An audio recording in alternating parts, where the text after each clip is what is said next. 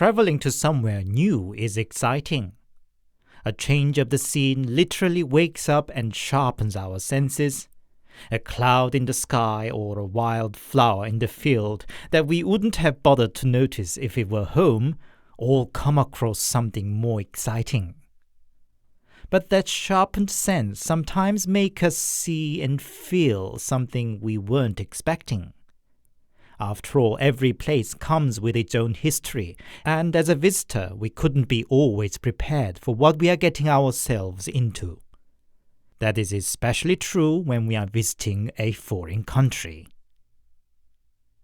This is the second episode about scary experiences on holidays and travels. As a virtual trip for many of us who are still bound home, I collected what some Korean travelers experienced during their trips to other countries. Here are 4 allegedly true stories about weird encounters from holidays. As always, handpicked, translated, and narrated by your host, Anthony.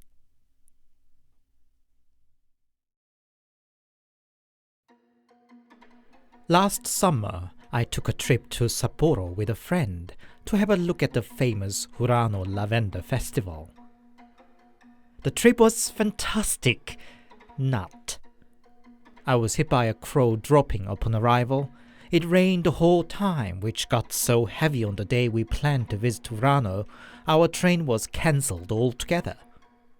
But then, we just enjoyed ourselves and a change of the scene.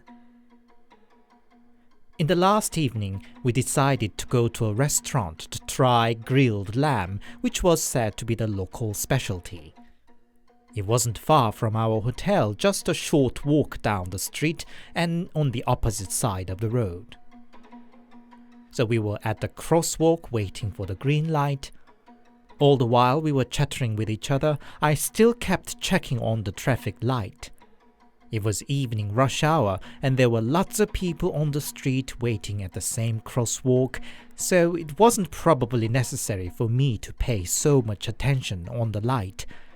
But I have a bit of a trauma from my childhood, having witnessed a girl from the neighborhood getting hit by a truck at the crosswalk, which made me to this day to pay a special attention whenever I cross a road. That evening wasn't an exception. For a short moment, I was looking at my friend when I saw a person in my peripheral vision starting to cross the road passing by me. Clearly a typical office worker in his dark grey suit. It prompted me to check on the traffic light, which had turned to green.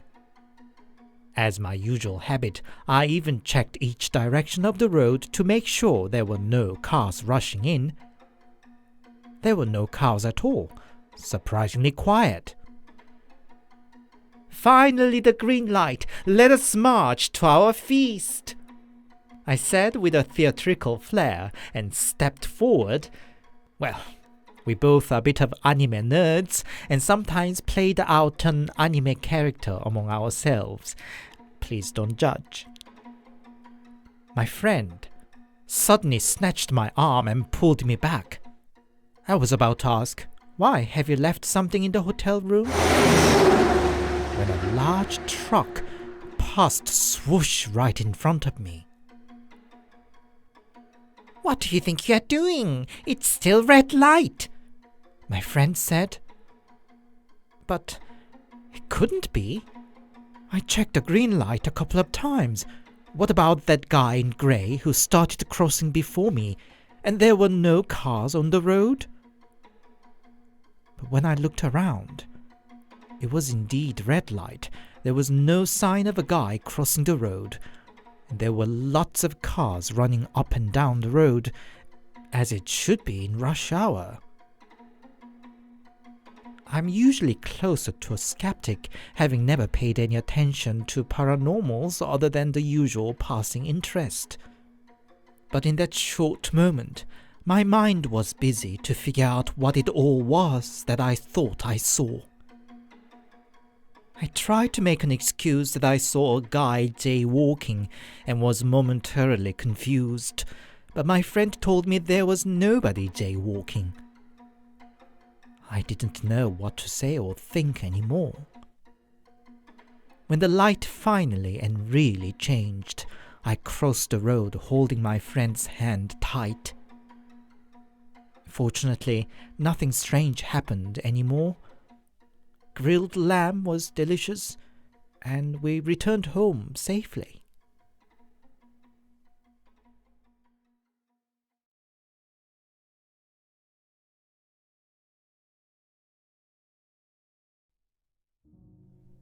I have a good friend from childhood. We have very different temperaments. He very rational and strongly opinionated, and I more artistic and emotional. Nevertheless, we've kept a close relationship over the years, but couldn't see him often since he went to Germany to study medicine. I myself chose music to study, but I could not afford to go abroad like he, until I won a little grant from my university that allowed me to take a summer course at the conservatoire in Berlin. I of course contacted him first thing, and because his course schedule was too tight, I agreed to visit him. A few-hour journey on the bus went through a quiet road over the hills as it got near the destination, and I saw a big old tree standing on one of the hills. Unusually large, but otherwise nothing special, but for some reason it gave me creeps. I don't know what of it exactly I found spooky. Maybe its baroque shape, almost black knotty bark, or the dark shadow its canopy created. Anyway, it was so nice to reunite with my old friend, not to mention to be able to speak in Korean after the first few days of struggle in Germany with my non-existent German. I was also introduced to his roommate, a German. He drove us out to a local beer garden in his old car, and we all had a good time mixing Korean, English, German, and the universal body languages. On the way back, I noticed we were taking the same hilly route I took earlier, and talked about that ominous big tree. My friend and his roommate, both being the men of science, laughed about my impression of the tree. The country road at night was quiet, other than the noise of the running car, evening breeze, sound of insects, and a song? It was more like a children's simple ditty, and it rang so clearly and near as if from a headphone. I didn't understand the German lyrics, so asked the other two what it was about. Their faces were all frowned. The roommate was reluctant to explain the details, but said it was dark, talking about a family getting burned to death, one by one. The song got only louder as we got closer to the big old tree. Remembering the first impression of the tree, I said the song should be coming from the tree. My friend insisted there was no such a thing as a ghost, and asked his mate to stop the car. Before we could stop him, he was already out and walking towards the tree, saying that he would prove me there was nothing odd about the tree. The roommate drove slowly, following him. Reaching the tree, my friend looked around, then slapped his hand loudly on the bark, as to show off to us, and said, "See, nothing here." Right then, the creepy ditty resumed. From right above the friend's head, the roommate switched the headlight to high beam. We both stopped breathing for what was revealed in the light. Seeing our faces frozen, my friend asked what was wrong. We could only point towards the tree. Looking up, my friend screamed, which finally turned up our flight mode. Friend jumped back on the car, and we drove off like mad. What we saw in the tree was a little girl, looking probably about 10 or 11. She was hanging from her legs, with her arms down towards the ground, swaying slowly to the rhythm of the ditty she was chanting. Several months later, I reunited with a friend back in Korea. Apparently, he digged around about the tree. What he found out was that there was an accident. A family car crushed into the tree. The family members survived the initial impact, but with nobody coming to their rescue on that remote road, they were all burned to death when the crushed vehicle caught on fire.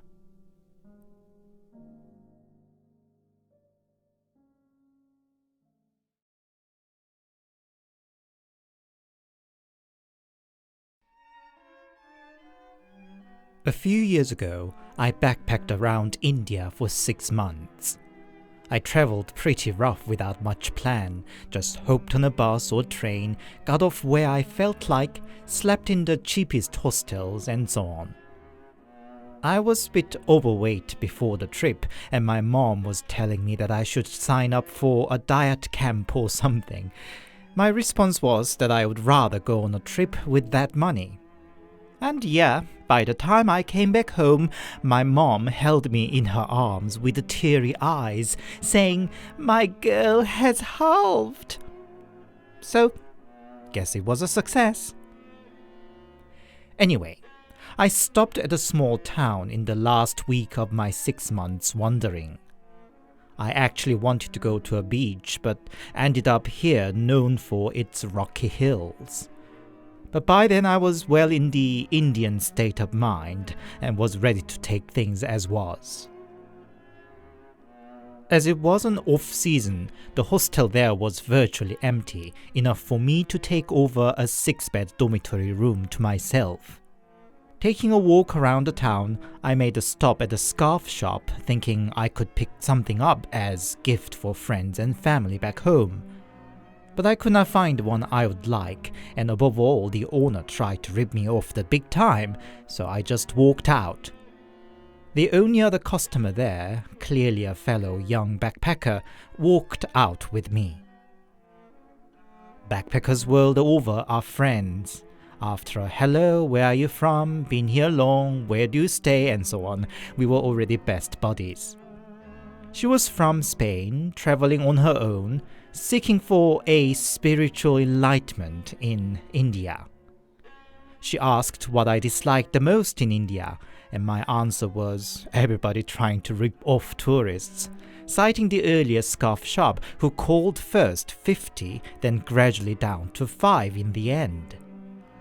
The Spanish girl said she disliked stray dogs in India the most. I wasn't surprised with her answer.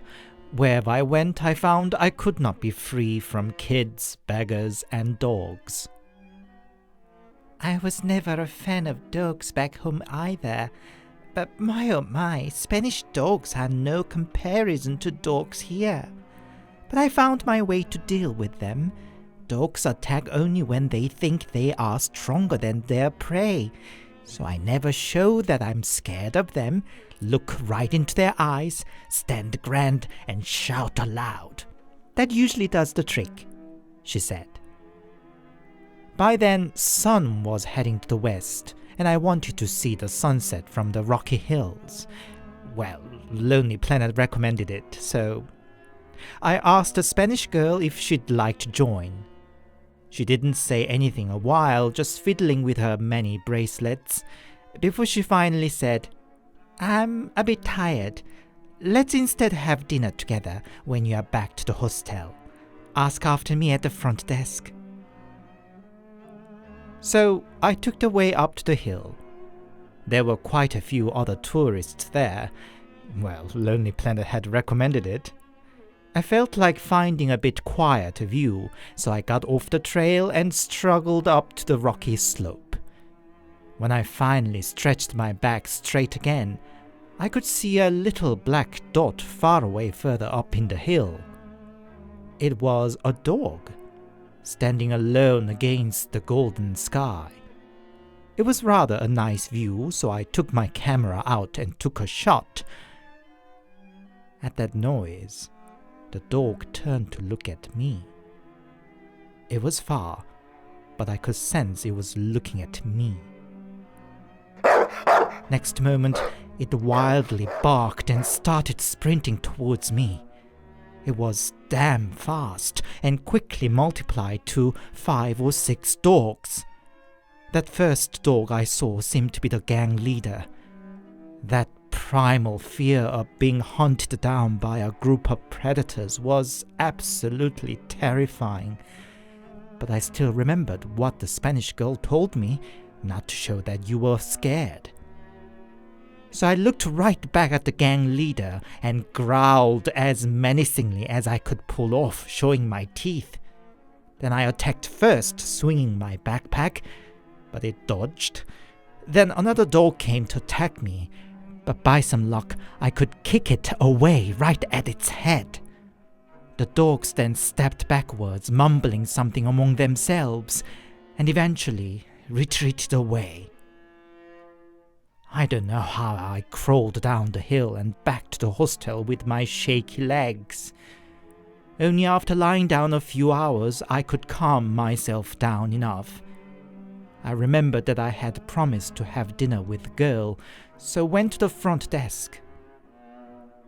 But the staff said there was no such a girl. Actually, I was the only female guest at the moment, he said. I turned back, wondering if she meant some other hostel, when the manager stopped me. He asked me if the girl I was looking came from Spain, if she didn't warn me about dogs. That girl visited there as a backpacker a decade ago, and hunted down by stray dogs in the rocky hill. When she was found again, her body was already half eaten.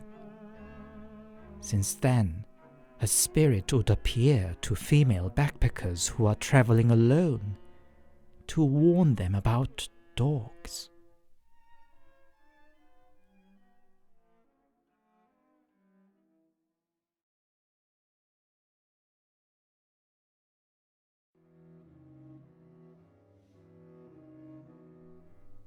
My father is a diplomat, and with him I lived most of my life out of Korea. Currently I live in France and attend an international school there. Last year the football team of my school went to join a football tournament in Germany, so as a part of the team I went there too. After 2 days of sweaty games, it was our third and last night there. I and a gang of friends just hung around in the public park nearby. After sitting around the fountain, eating snacks and making silly jokes, I picked up the empty packets and bottles to put them in the trash can.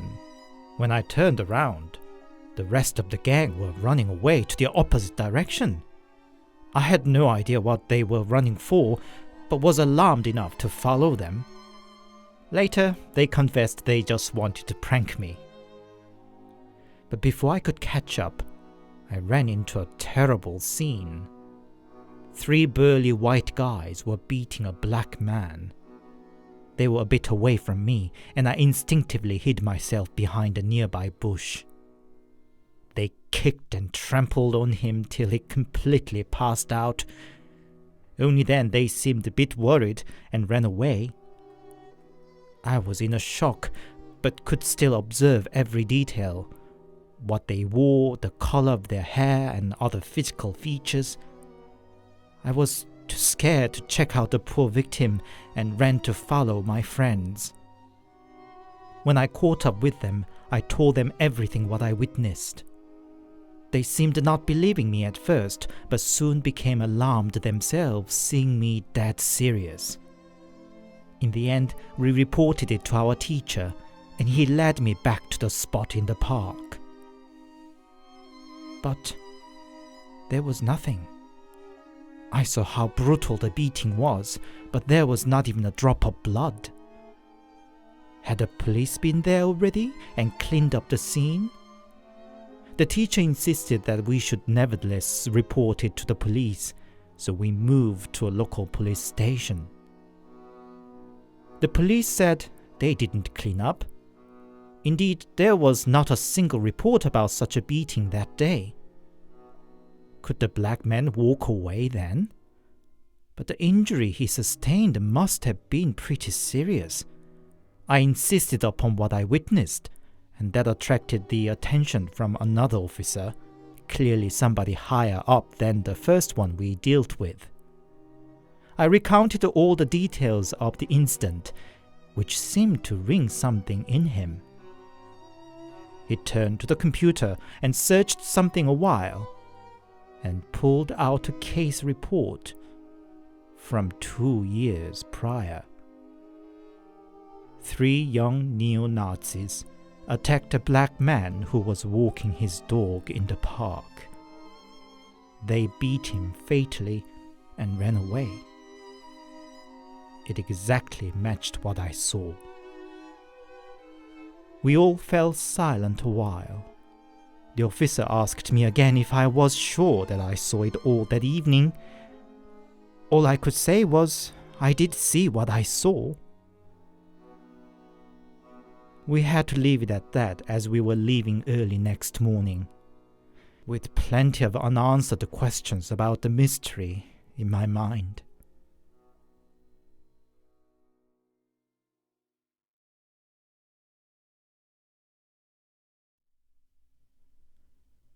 Hi, it's Anthony here, and thank you very much for your listening.